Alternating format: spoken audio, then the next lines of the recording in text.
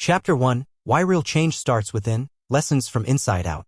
If you've ever worked hard to improve your life, build better relationships, or become more productive, only to feel stuck, it's likely because you were focused on changing things around you instead of starting with yourself. Many people try to improve their lives by changing routines, surroundings, or even other people. But true and lasting improvement doesn't begin with what's outside. It starts within. This is the foundation of the inside-out approach, an idea made popular in classic personal growth teachings. The concept is simple. Real progress begins with who you are on the inside. The core idea, growth from the inside. Before you try to change a job, fix a relationship, or take control of your time, you must first focus on your mindset, beliefs, and personal values. This chapter contrasts two approaches to self-improvement. The surface-level approach, which focuses on image, technique, and short-term performance tricks. The deep-level approach, which focuses on your inner compass, things like honesty, responsibility, patience, and personal discipline. Only one of these leads to real and lasting results. What you should remember. 1. You interpret the world through your inner lens. Your beliefs shape your reactions. To see things differently, you must first be different on the inside. 2. Principles are more powerful than tactics. Trends and tools come and go, but timeless values like fairness, humility, and respect have the power to transform your life from the ground up. 3. You must grow inward before results show outward. You can't expect others to change if you're unwilling to look within. Relationships and outcomes improve only when you improve yourself. 4. Private victories come before public wins. Success with others begins with mastering yourself. Personal discipline, honesty, and clarity are the true starting points of influence. A real example, when the leader looked in the mirror. Imagine a team leader who's upset about low morale. They try incentives, speeches, and team events, but nothing sticks. Why? Because the issue isn't motivation, it's trust. The leader hasn't been consistent. They haven't listened. They've focused on managing others rather than leading themselves. Eventually, the leader begins working on personal habits. They apologize when wrong. They become more open to feedback. They live the values they expect from the team. And everything changes. That's how real transformation happens from the inside out. A line that says it all. You must win in private before you can succeed in public. This single idea captures the heart of it. Before you can lead others, you must lead yourself. How to put this into practice? You don't need a total life overhaul. Start small. Here's how. Reflect each day. Ask yourself, did I live according to my values today? Build strong traits, pick one core value, like patience or honesty, and focus on it for a week. Check your part. In any challenge, first ask, what can I do differently? Seek wisdom, not shortcuts. Learn from books, mentors, and materials that help you grow character, not just performance. It all starts with you. We often search for tools, routines, or strategies. But the real work, the meaningful work, happens on the inside. If you build a strong foundation of character, the rest will follow. This chapter is the doorway. Every habit after this builds on it. Start there. Start now. Start with you. Chapter 2, You Are Not a Victim, Habit 1. Have you ever said something like, that's just the way I am, or they made me so angry? It's a common mindset. But here's the truth, you are not stuck. You are not powerless. And you are definitely not a victim of your circumstances. In this chapter, we dive into one of the most freeing ideas in personal growth, the power of choosing your response. It's not what happens around you that defines your path. It's what you decide to do about it. The core message, you shape your future. You may not control everything that happens in your life, but you always control how you respond. That space between what happens and what you do next, that's where your true power lies. Some people surrender that space. They let outside events dictate their moods and actions. Others learn to protect it. They act based on their values, not emotions or pressure. That is what it means to take ownership of your life. What to remember. 1. Taking initiative is a choice. Don't wait for permission. Don't wait for better circumstances. Choose to lead your own life by making value-based decisions. 2. Your language reflects your mindset. Be careful with words like, I can't or they won't let me. Start saying, I will, I choose, or what can I do? 3. Control what you can. Release what you can't. Focus your time and energy on things within your reach, your attitude, your effort, your words. Let go of what you cannot control. For you are not your emotions. Feeling angry or discouraged is normal. Acting out those feelings without reflection is optional. You can pause, breathe, and respond better. 5. Owning your choices is real power. This isn't about blaming yourself, it's about recognizing that no matter what happens, you get to decide how you show up. Real life in action, 2 employees, 1 choice. Imagine 2 co-workers. Their company announces a major restructure. One reacts with worry, gossip, and frustration. They check out mentally. The other accepts the challenge, stays engaged, learns new skills, and focuses on building value. A few months later, one is still stuck and bitter. The other is leading a new team. Same event, different responses, different outcomes. This is what it looks like when you stop reacting and start responding with purpose. A quote that says it all. What hurts us is not what happens, it's how we respond.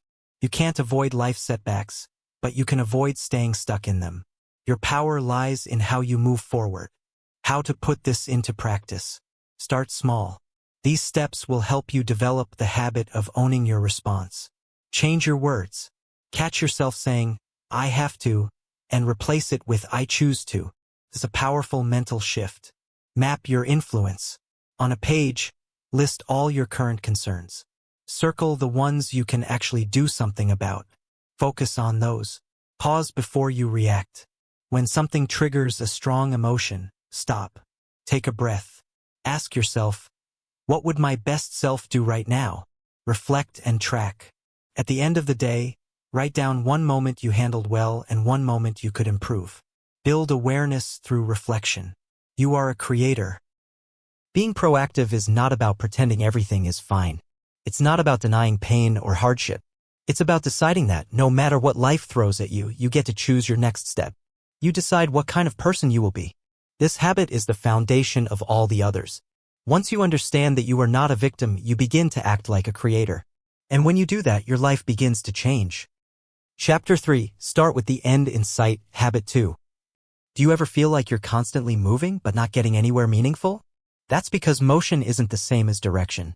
You can be busy every hour of the day and still feel lost. What's missing isn't effort, it's clarity. This chapter focuses on something essential to living with purpose, knowing where you're going before you start moving. It's about leading your own life with vision. Before you manage your time, your job, or your goals, you need to lead yourself. That begins with a clear picture of what you truly want from life. The big idea, live with purpose, not pressure. Think about building a home. Would you start hammering boards together without a plan? Of course not. You'd sketch it first. You'd decide what it should look like. Only then would you begin construction. But most people don't approach their lives that way. They act before they plan. They run without knowing the destination. Real growth begins by imagining the life you want. This is called creating from the inside out. First in your mind, then in reality. This is where personal leadership begins, by choosing your direction before you take your first step. What matters most? Picture it before you build it. All things are created twice. First comes the vision, then the result. Life is no different. Craft your personal mission. A mission statement isn't just for companies. It's your personal code, guiding your decisions and helping you stay grounded in what really matters. Lead first, manage second. Managing your schedule is helpful but meaningless if you're headed the wrong way. Direction always comes before discipline. Clarify your life roles. You are more than one thing. You might be a parent, a mentor, a creative, or a business owner. Knowing what success looks like in each of these roles helps you stay balanced. Think in terms of legacy. Imagine your final days. What would you want people to remember about you? Use the vision to shape the way you live right now. Real story, finding meaning in the midst of success. Lisa worked in marketing. She was efficient, praised by her team, and constantly meeting deadlines. But deep down, she felt disconnected, like something was missing. She stepped back and took time to reflect. She wrote her own mission statement. It reminded her that she valued creativity, meaningful connection, and service to others. A quote that strikes deep. It's easy to spend your life climbing the ladder only to realize it was leaning against the wrong wall. This simple truth hits home. Working harder doesn't help if you're headed in the wrong direction. How to make it real? Here are ways to practice this habit in everyday life. Write a personal mission. Set aside half an hour in a quiet place. Ask yourself, what do I care about deeply? How do I want to live? What kind of person do I want to become?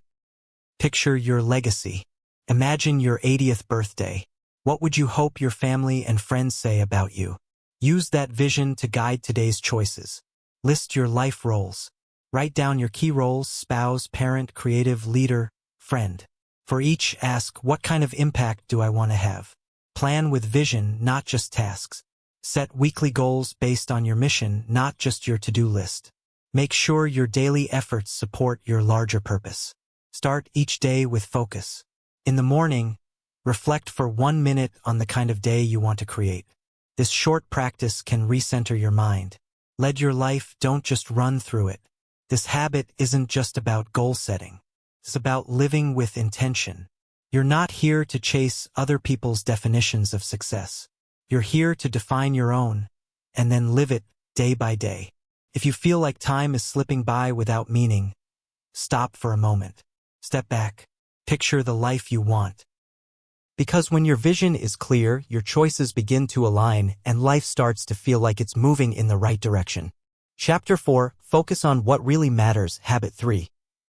Have you ever finished a long day only to wonder what you actually accomplished? You stayed busy. You crossed off tasks. But somehow your big goals feel no closer. That's because activity isn't the same as progress. Most people spend their days reacting to what's urgent rather than choosing what's important. This chapter is about taking back control of your time and energy by learning to focus on what truly matters. It's where your plans and values from the previous chapters get put into real action. Main message: live by priorities, not pressure. By now, you've accepted that you are in charge of your choices, Habit 1. You've imagined the kind of life you want to build, Habit 2. Now, it's time to live it out one decision at a time. Habit 3 is about self-discipline. It teaches you how to prioritize the meaningful over the immediate and how to keep your long-term vision front and center even in the middle of a busy week. What you'll learn in this chapter: know where your time goes. Imagine your tasks placed into 4 categories. Urgent and important, crises, deadlines. Not urgent but important, planning, growth, wellness. Urgent but not important, distractions, interruptions. Not urgent and not important, time wasters, scrolling. Most people live in the top 2. The most effective ones focus on the second category, important but not urgent. That's where real success is built. Urgency isn't the same as importance. Just because something demands your attention doesn't mean it deserves it. Many people live in a constant reaction mode, mistaking noise for necessity. Learn to say no. Every time you say yes to a low-value task, you say no to something more meaningful. Saying no to distractions is saying yes to your future. Delegate with trust. Let go of the need to do everything yourself. Delegating smartly, focusing on outcomes, not methods, gives you time for what truly matters. Strength in the moment. Your real power shows up when you face a distraction and still choose your priorities. That's personal leadership in action. Real life. Busy doesn't mean productive. Alex is a project manager. His calendar is packed, his inbox overflowing, and his phone always ringing. He's exhausted by 6 p.m., but unsure if any of it really moved the needle. Now meet Jamie. She spends 30 minutes each Monday mapping out her week. She identifies her top goals, blocks time for focused work, and limits how often she checks messages. Alex feels productive. Jamie is productive. Guess who makes steady progress toward their goals? A quote that changes how you work. The key is not to prioritize what's on your schedule, but to schedule your priorities. This shift is powerful. Instead of reacting to your calendar, take charge of it. Make space for what matters before anything else fills your time. How to use this habit? Ready to start living with more focus? Here's how.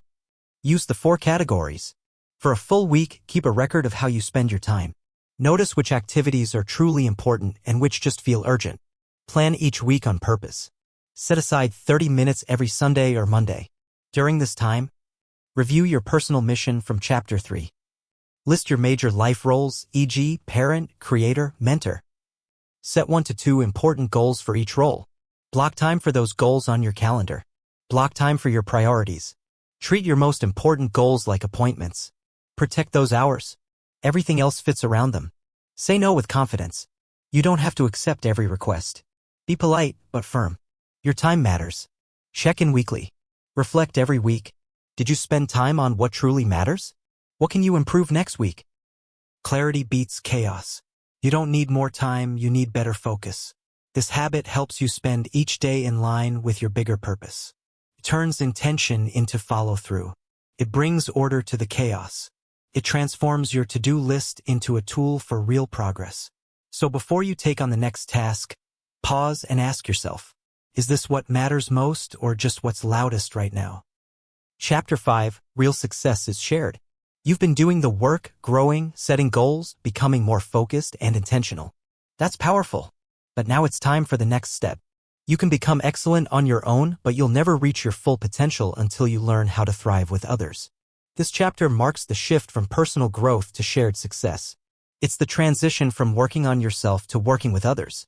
Welcome to the next level, public victory, where influence, trust, and true connection begin. Core idea, you're not meant to go it alone.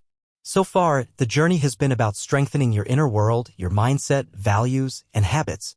But real life isn't lived in isolation. Success in leadership, family, business, or friendship depends on one key truth. We're better together. This isn't weakness, it's wisdom. When you learn to collaborate, to build trust, and to see others as allies, you become more powerful, not less.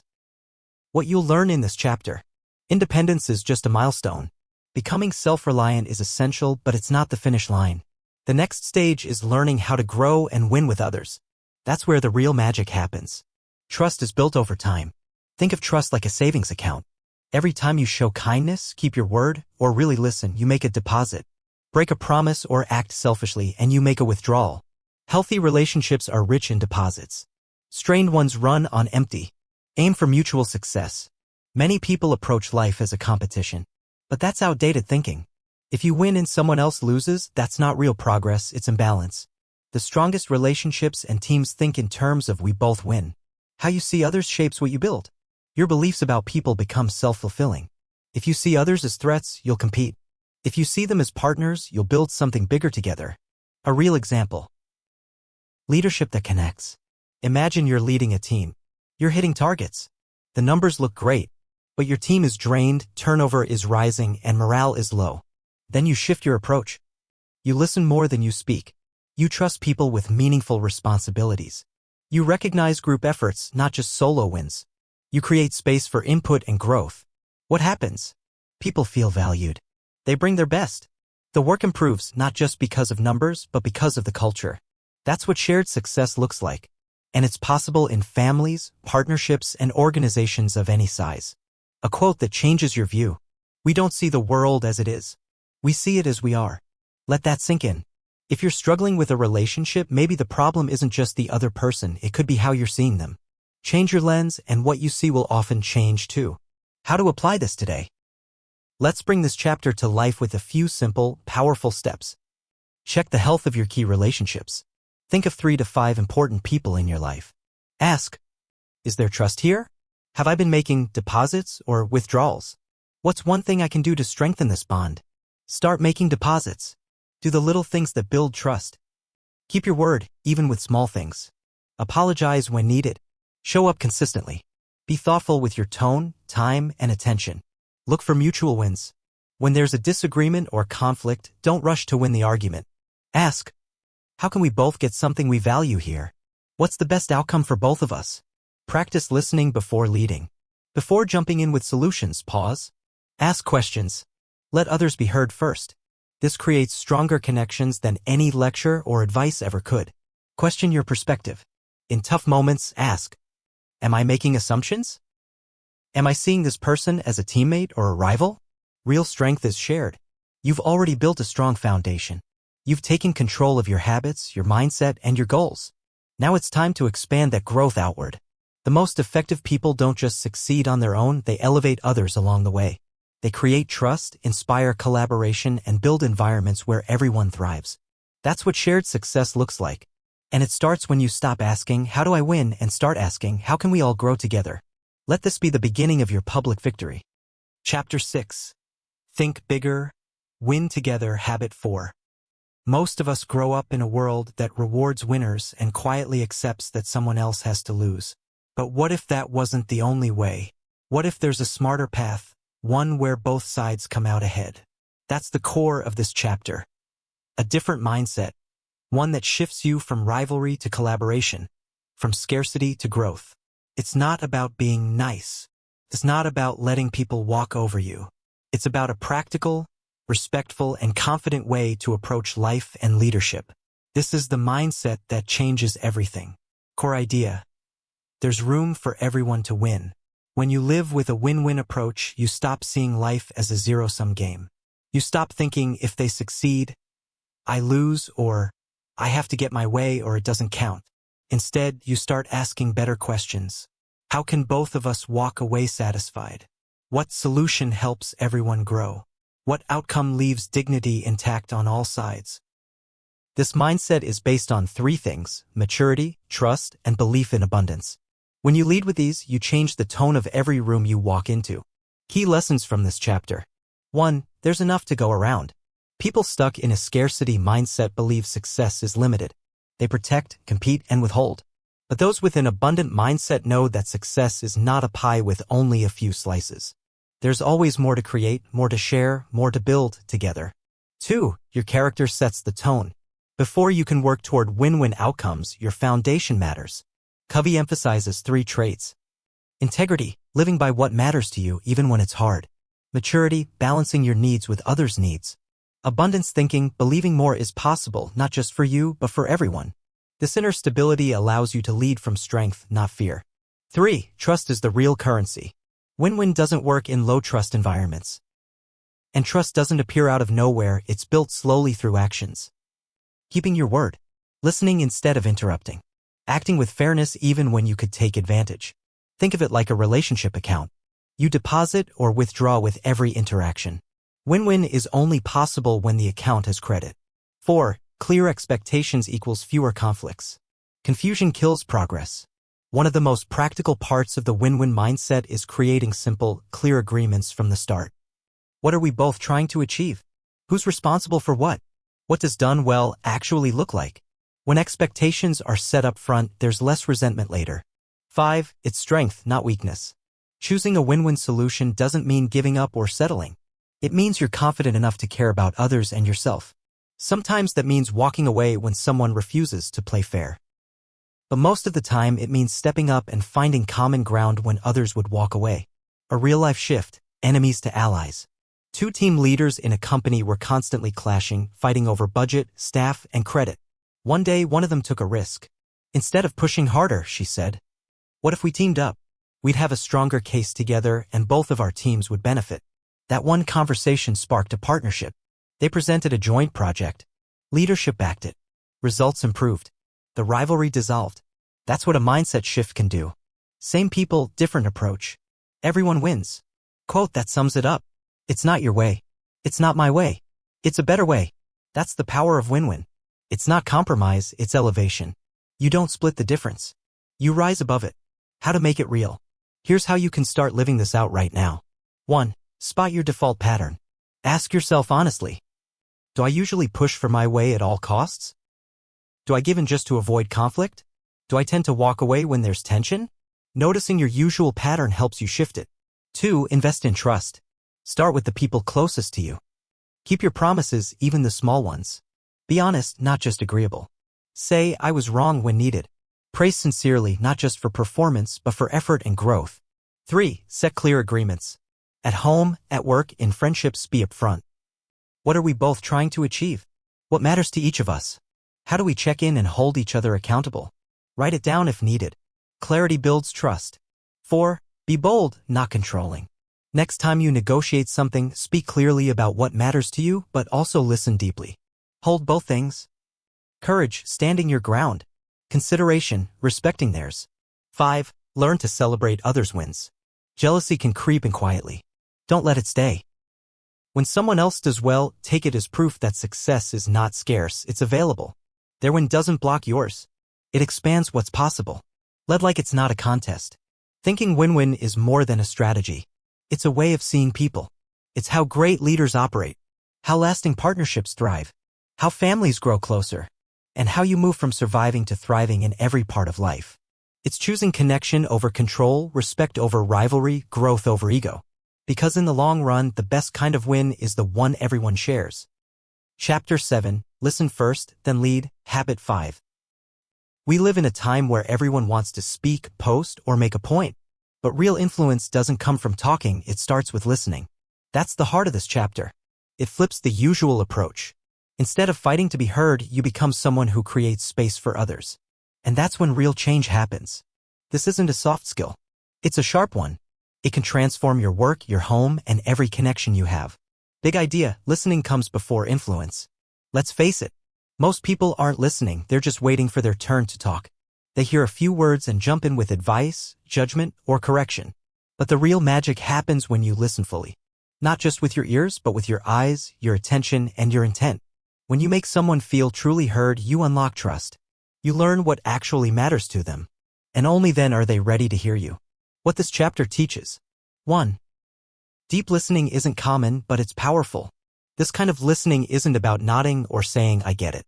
It means stepping into their shoes. Seeing what they see. Feeling what they feel. That level of understanding builds a bond. And once people feel safe, they open up. 2. Don't jump to fixing.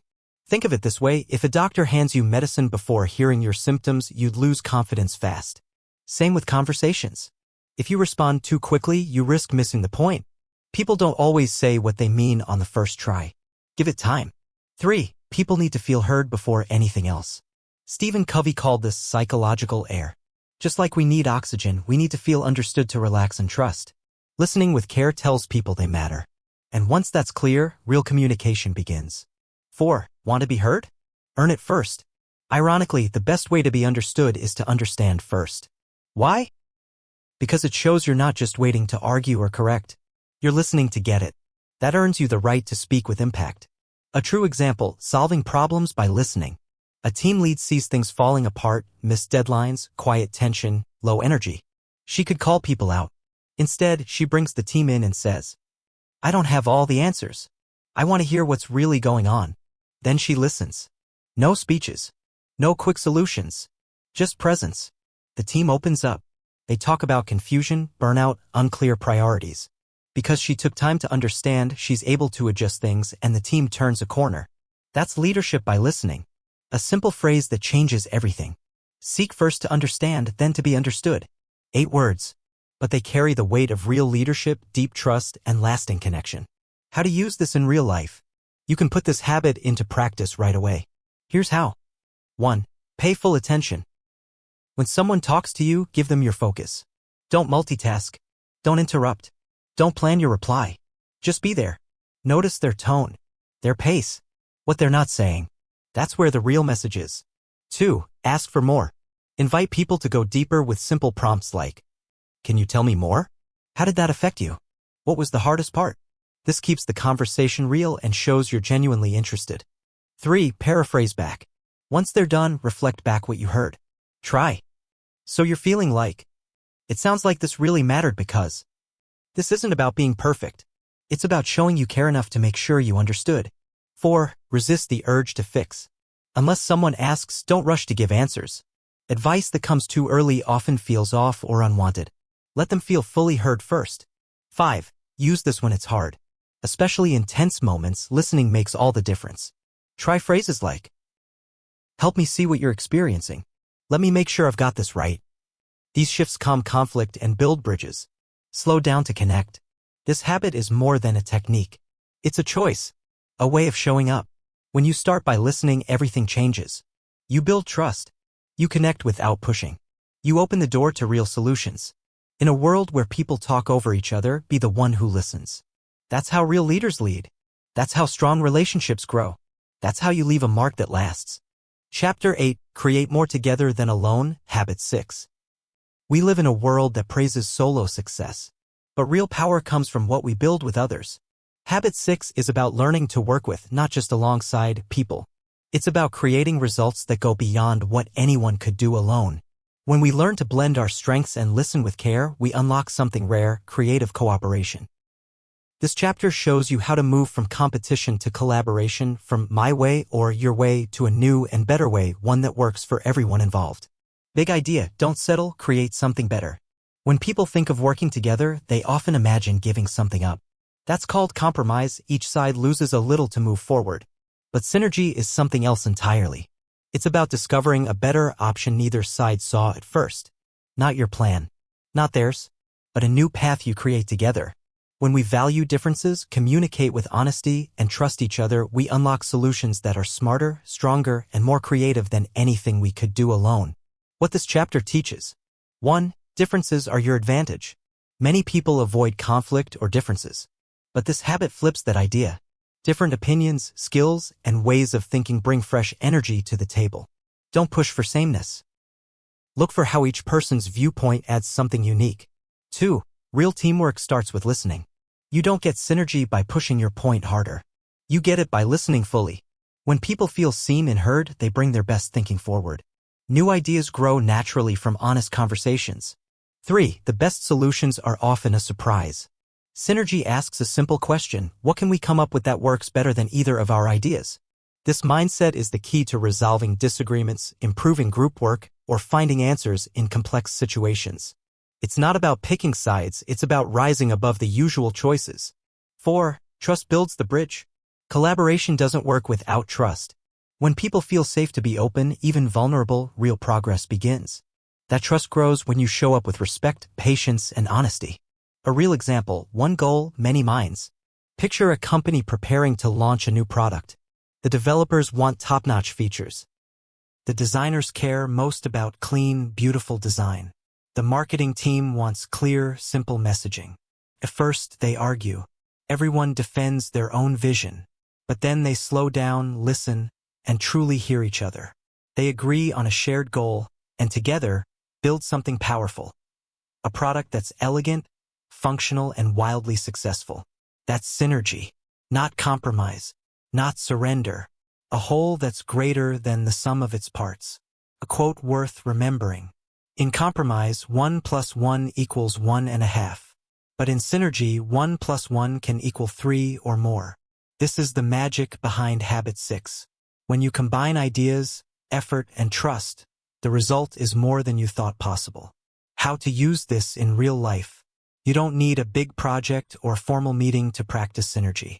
You can use this habit in your everyday conversations and relationships. Here's how. 1. Choose a win-win attitude. Start with the belief that a solution exists that can work for everyone. This sets the tone for creative thinking. 2. Listen first. Let people feel heard. Use curiosity instead of judgment. Ask yourself, what are they really trying to say? 3. Respect differences. Don't try to convert others to your way. Instead, ask, what do you see that I might be missing? How can we combine our ideas into something better? 4. Look for a third option. If you're stuck between two views, don't just choose one. Keep asking questions until a new option appears, one that brings the best of both sides. 5. Build a safe space. Make it easy for others to share ideas without fear of being judged or ignored. Lead by example, be honest, kind, and open-minded. Great things are built together. Habit 6 isn't just about working well with others, it's about building something new that no one could have done alone. Whether you're solving problems in your business, family, or community, synergy gives you a secret edge. It turns friction into fuel. It transforms obstacles into opportunities. So the next time you face a challenge, don't just push your way forward. Invite others in. Listen deeply. Trust the process. And watch what happens when you stop trying to win alone and start creating together. Chapter 9, Fuel the Fire, the Power of Personal Renewal, Habit 7. When was the last time you truly took care of yourself, not out of necessity but out of intention? Not just sleeping in after exhaustion hits. Not zoning out in front of a screen. But real, deep restoration. The kind that brings your energy back, sharpens your focus, and reconnects you to your values. This chapter is about the habit that keeps all the others alive, regular self-renewal. If you want to keep growing, performing, and living with purpose, you need to refill your tank before it runs dry. The core idea: stop cutting with a dull blade. Imagine someone sawing a tree for hours. They're sweating, frustrated, and barely making progress. You suggest they pause to sharpen their blade, and they snap, "I don't have time for that." Sound familiar? We do the same. We keep pushing, thinking more effort will fix the problem. But what we often need isn't more force. It's more clarity, more strength, more balance. Taking time to restore yourself isn't a luxury. It's the smartest move you can make for long-term success. Why this habit matters. 1. Your life runs on you. No matter your goals, your energy and focus are what get you there. If you're depleted, physically, mentally, emotionally, you can't give your best. The better you care for yourself, the better you show up for everything else. 2. Growth requires balance.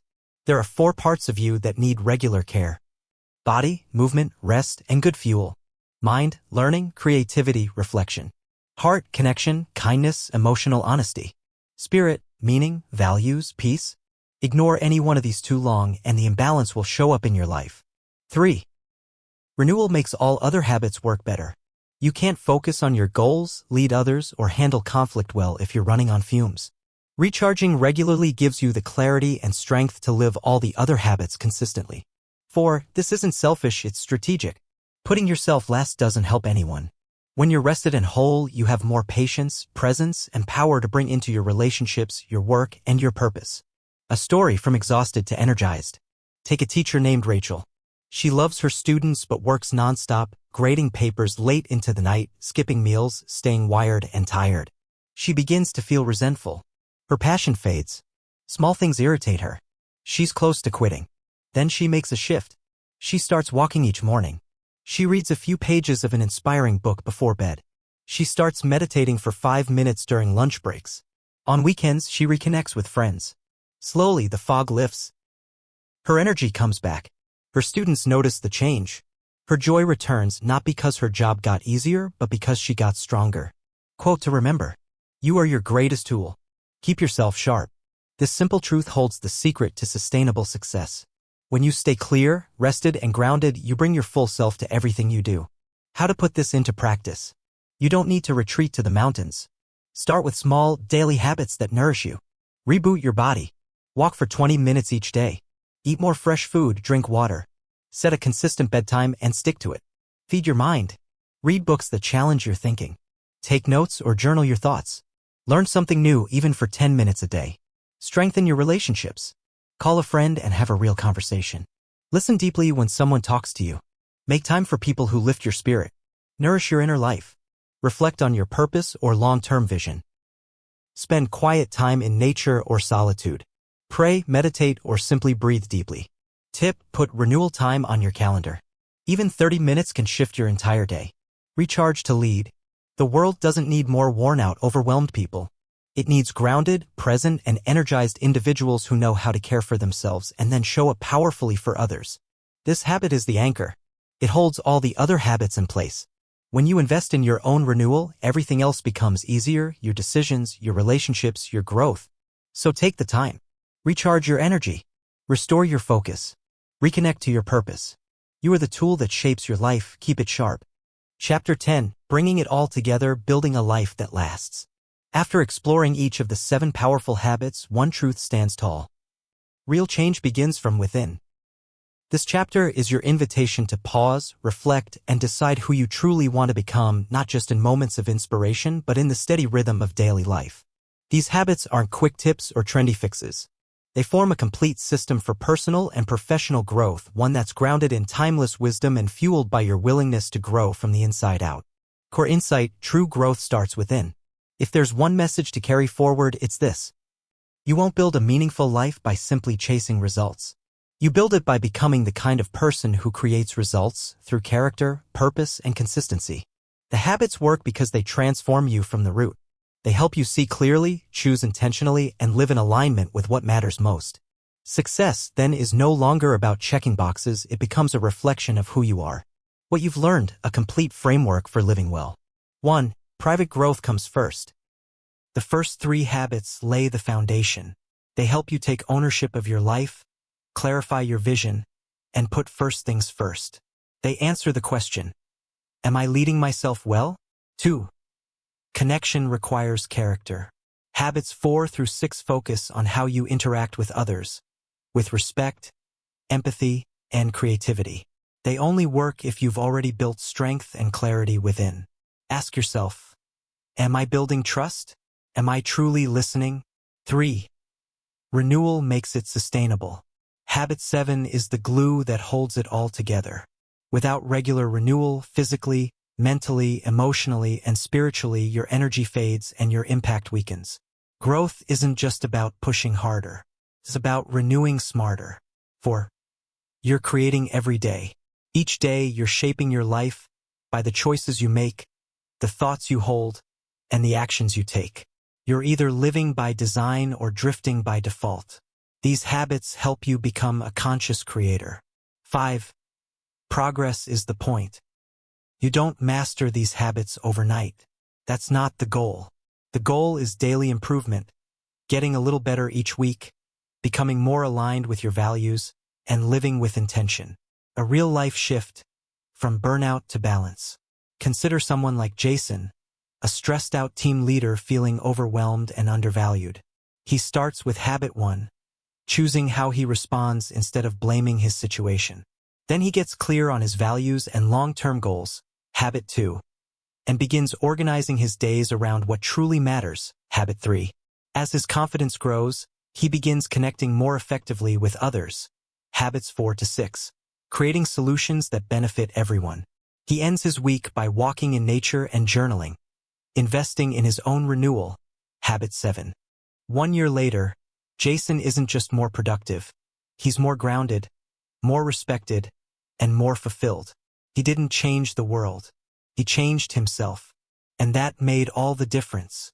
A quote worth remembering. The way we see the problem is the problem. When you shift your thinking, you shift your results. Every breakthrough begins with a new perspective. Daily practice, making the habits a way of life.